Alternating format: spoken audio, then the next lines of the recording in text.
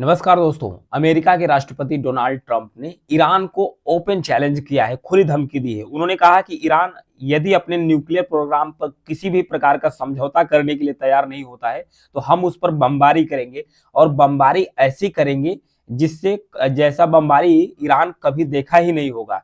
तो आज इस वीडियो में समझेंगे कि अगर ईरान पर अमेरिका अटैक कर देता है तो इससे भारत का जो हित है वो किस प्रकार से प्रभावित होगा, भारत को किस प्रकार की जो दिक्कतों का सामना करना पड़ सकता है। तो आइए इसे स्टार्ट करते हैं। जो लोग नए हैं चैनल पर लाइक शेयर सब्सक्राइब जरूर कीजिएगा। तो जो डोनाल्ड ट्रंप है इन्होंने कहा कि हम बमबारी करेंगे, न केवल इन्होंने कहा हम बमबारी करेंगे बल्कि इन्होंने इतना भी कहा कि हम सेकेंडरी टैरिफ लगाएंगे। तो ये सेकेंडरी टैरिफ होता क्या है? पहले तो होता है प्राइमरी टैरिफ। प्राइमरी टैरिफ में होता है कि यूएसए, अमेरिका की कोई भी कंपनी ईरान के किसी भी प्रकार की जो कंपनी है उसके साथ व्यापार नहीं करेगी। और सेकेंडरी टैरिफ में क्या होता है, कोई अन्य देश जैसे मान लेते हैं इंडिया, इंडिया मान लेते हैं या फिर चाइना मान लेते हैं, चाइना या इंडिया की कोई भी कंपनी ईरान के किसी भी प्रकार की जो कंपनी से अगर व्यापारिक रिश्ता रखती है या व्यापार करती है तो अमेरिका की जो कंपनी है वो इंडिया और चाइना की कंपनी पर भी प्रतिबंध लगा देगी, उससे के साथ भी व्यापार नहीं करेगी। तो इस प्रकार से जो ईरान है इसको बहुत ज्यादा दिक्कतों का सामना करना पड़ सकता है। न केवल ईरान बल्कि ईरान के साथ जिन देशों का व्यापारिक रिश्ता है उसको भी सामना करना पड़ सकता है। तो जब जैसे ही डोनाल्ड ट्रंप ने ओपन चैलेंज किया, खुली धमकी दी, तो ईरान भी अपनी जो मिसाइल प्रोग्राम है, जो मिसाइल है वो तैनात करना शुरू कर दिया। हर पोजीशन पर ईरान ने अपनी जो मिसाइल है इसको तैनात करना शुरू कर दिया। इसका निरीक्षण करना ईरान के द्वारा किया गया। और ईरान यह भी कहा है, ईरान ने कहा है कि हम अमेरिका का हर तरीके से जवाब देने में सक्षम है, हम अमेरिका का जवाब देंगे। उन्होंने कहा, ईरान के द्वारा यह भी कहा गया कि यदि अमेरिका ऐसा करता है, उन्होंने सोशल मीडिया प्लेटफॉर्म एक्स पर पोस्ट किया, उन्होंने कहा कि यदि अमेरिका ऐसा करता है, ईरान पर बमबारी करता है तो एक पेंडोरा बॉक्स खुल जाएगा।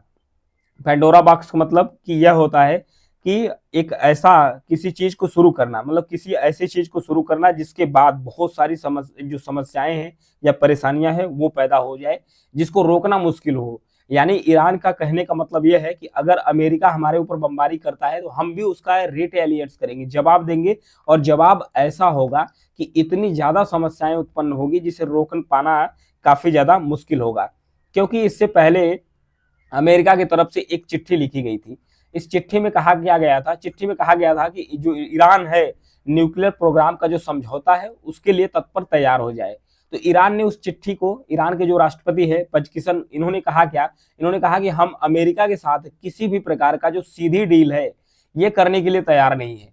हम इनडायरेक्ट डील करेंगे अमेरिका से, कोई देश मीडिएशन में होगा लेकिन अमेरिका से सीधे डील नहीं करेंगे। अब फिर डील ऐसी होगी कि जो हमारी भी सहमति हो, हमारे पक्ष में भी हो। तो इस प्रकार लेकर दोनों देशों के बीच में जो वाद विवाद है ये चल रहा है। तो अब बात आती है कि किस चीज से अमेरिका नाराज है ईरान के।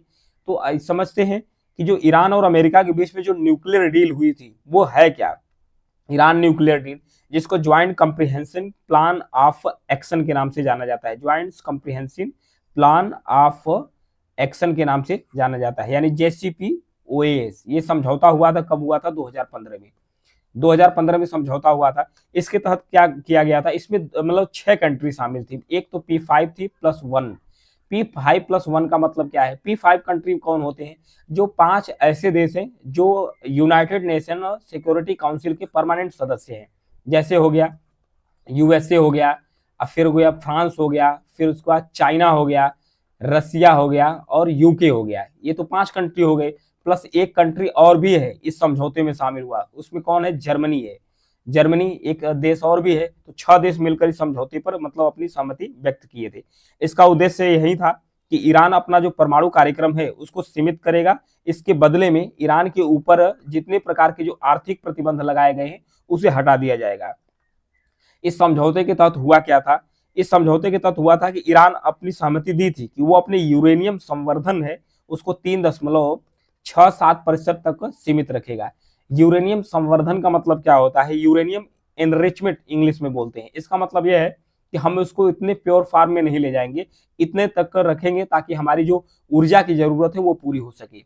अगर इसे संवर्धित करके 90% तक कर दिया जाता है, 90% मतलब इसे एनरिच करके 90% तक कर दिया जाता है, तब इसका बनाया जाता है न्यूक्लियर बॉम्ब, यानी परमाणु हथियार बनाए जाते हैं जब यूरेनियम को 90% तक किया जाता है एनरिच।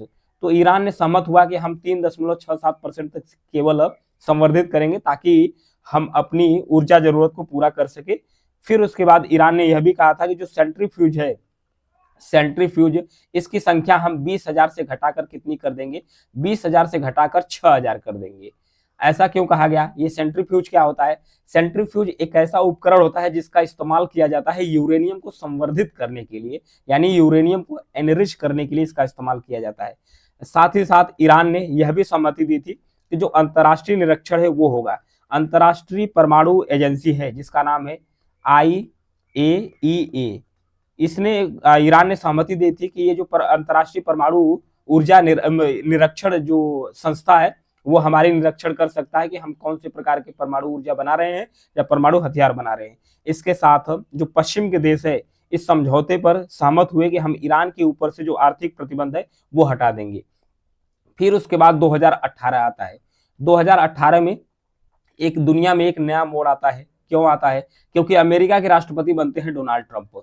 जब डोनाल्ड ट्रंप राष्ट्रपति बनते हैं तो बोले हैं कि ये जो डील है ये पक्षपात तरीके से ईरान के पक्ष में है, हम इसे नहीं मानते हैं। तो जो ज्वाइंट कंप्रिहेंसिव प्रोग्राम वाला ऑफ एनरिचमेंट, मतलब जो न्यूक्लियर प्रोग्राम पर जो डील हुई थी उसको डोनाल्ड ट्रंप ने कैंसिल कर दिया, कैंसिल कर दिए। फिर ईरान पर प्रतिबंध लगाना इन्होंने शुरू कर दिया। फिर ईरान और अमेरिका के बीच में जो रिश्ते हैं वो खराब होना वहां पर शुरू हो जाता है। जब रिश्ते खराब होना शुरू हो जाता है तो फिर उसके बाद धीरे धीरे आता है 2021। 2021 में आते हैं जो बाइडन, अमेरिका के राष्ट्रपति बनते हैं जो बाइडन। जो बाइडन ने ईरान पर जितने भी प्रतिबंध लगे थे, ईरान पर सारे प्रतिबंधों को इन्होंने हटा दिए। फिर अब नया मोड़ आता है 2025 आता है। 2025 में जो डोनाल्ड ट्रंप है ये फिर से जीतकर सत्ता में आते हैं अमेरिका के।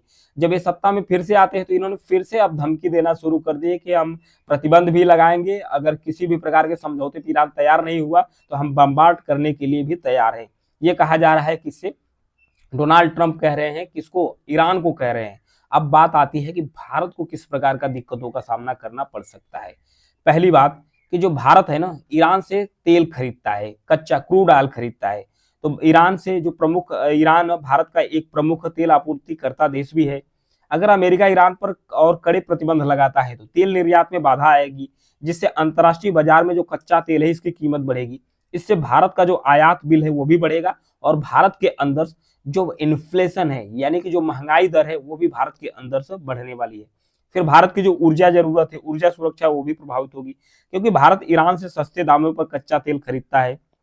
इसके लिए कई समझौते भी करके रखा है। यदि ट्रंप ने धमकी के बाद प्रतिबंध सख्त हो जाती है तो भारत को अन्य देशों जैसे सऊदी अरेबिया, यूएई से महंगे दरों पर जो तेल है वो खरीदना पड़ सकता है। इसलिए भारत की जो ऊर्जा सुरक्षा है वो प्रभावित होगी। और सबसे बड़ी दिक्कत जो चाबहार पोर्ट है, यहाँ पर देखिए जो चाबहार पोर्ट है ईरान के अंदर, इस पोर्ट को डेवलप किसके द्वारा किया जा रहा है? इंडिया के द्वारा किया जा रहा है।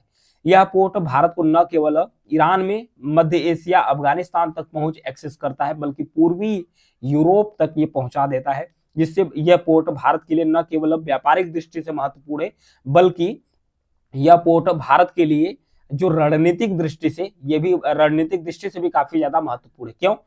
क्योंकि यहाँ पर देखिए पाकिस्तान के अंदर जो बलूचिस्तान प्रांत है यहाँ पर चाइना के द्वारा एक पोर्ट डेवलप किया गया है जिसका नाम है ग्वादार। इससे अरब सागर में चाइना की एंट्री हो जाती है। तो चाबहार से कुछ ही दूरी पर, लगभग 72 से 100 किलोमीटर की दूरी पर चाबहार पोर्ट ईरान में स्थित है। अगर भारत यहाँ पर चाबहार पोर्ट पर पहुंचता है तो भारत आसानी से चीन की निगरानी कर सकता है ग्वादार पोर्ट पर और इसे काउंटर भी कर सकता है, हर तरीके के जवाब देता है। तो जो चाबहार पोर्ट है न केवल भारत की व्यापारिक दृष्टि से महत्वपूर्ण है बल्कि रणनीतिक दृष्टि से भी भारत के लिए महत्वपूर्ण है। इसलिए ये दिक्कतों का सामना करना पड़ सकता है और डॉलर के मुकाबले जो रुपया है उसकी कमजोरी आएगी, क्योंकि हर देश अगर प्रतिबंध लग गया, ईरान और भारत ये लोग अपने अपनी मुद्राओं में भी ट्रेड करते हैं, तो जब प्रतिबंध लग गया तो यूएसए की जो डॉलर है ये हो जाएगा मजबूत। जब डॉलर मजबूत हो जाएगा तो जो स्थानीय मुद्राएं हैं भारत या ईरान की गिरना शुरू करेगी। जब भारत की मुद्रा गिर जाएगी तो भारत का जो आयात है, इंपोर्ट है, ये महंगा हो जाएगा, क्योंकि बहुत सारा पैसा भारत को देना पड़ सकता है। फिर उसके साथ साथ वैश्विक व्यापार और जो भू राजनीतिक स्थिरता है उस पर भी असर पड़ सकती है। ईरान पश्चिमी एशिया में बढ़ते तनाव से भारत को व्यापारिक रणनीतिक चुनौतियों का सामना करना पड़ सकता है। भारत की जो कूटनीति है इसकी स्थिति की कठिन और भी कठिन हो जाएगी, क्योंकि उसे अमेरिका और ईरान के साथ, दोनों देशों के साथ संतुलन बनाकर चलना होगा। इस संतुलन बनाने के बाद ही भारत इस जो संकट है इससे पार पाएगा। देखने वाली बात यह है कि जो न्यूक्लियर प्रोग्राम है इस पर ईरान सहमत होता है कि नहीं होता है। यदि अमेरिका ने बम्बार्ड किया तो दिक्कतों का सामना करना पड़ सकता है। न केवल ईरान और अमेरिका को संकट होगा बल्कि भारत को भी होगा, क्योंकि ईरान से बहुत सारी जो समझौता है, ईरान से बहुत सारी समझौता भारत करके रखा है। ये था यूरेनियम प्रोग्राम के बारे में, ईरान और भारत के हितों के बारे में। Thank you.